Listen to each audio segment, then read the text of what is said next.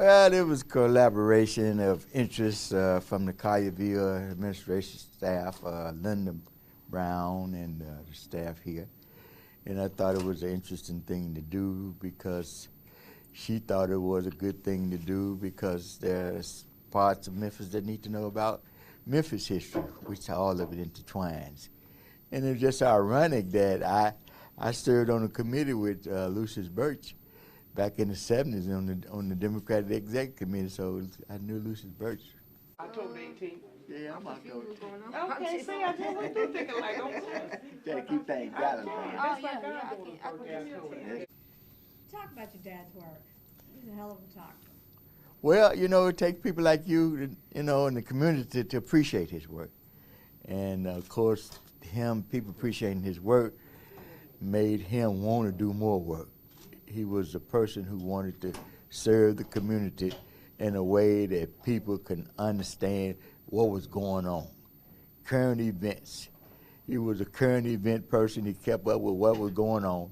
He was a listener of talk shows. He kept knowing what he read, the newspapers daily, and he listened to talk shows from Harry Carey to whoever else was on radio, sports talks and all kind of.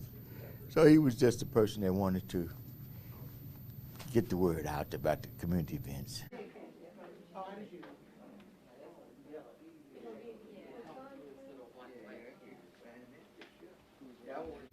Yeah, he was, you know, one thing that he was right, he was definitely on point as far as how to bring people together and how to capture moments that people can see based on his slogan, pictures tell the story.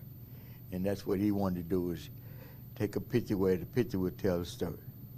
So that's kind of what he was aiming at. Philip Alexander. Y'all got to keep me some pictures.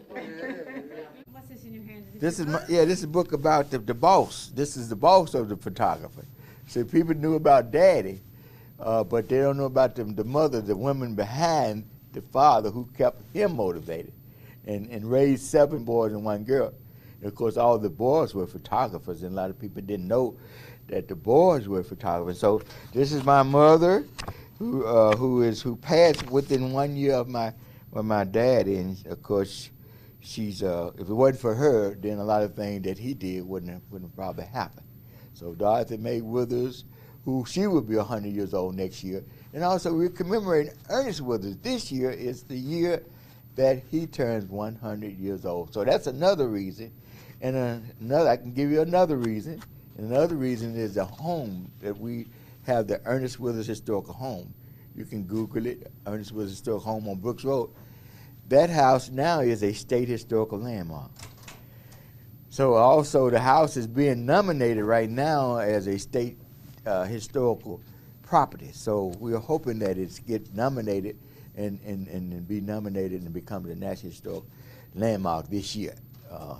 So people can call to the State Historical Commission and tell them to go ahead and vote for the Ernest Withers home as a historical landmark during the 100th year of Ernest Withers, and he will be so happy, and we the family will as well. Oh, right after your birthday. Yeah. Well, at least it wasn't your birthday, okay? Yeah. That really would have been awesome. You got one downtown. That's where I used to work at when I was a young boy, young lad, where we made chemicals. That's where most of the pictures were made down on Beale.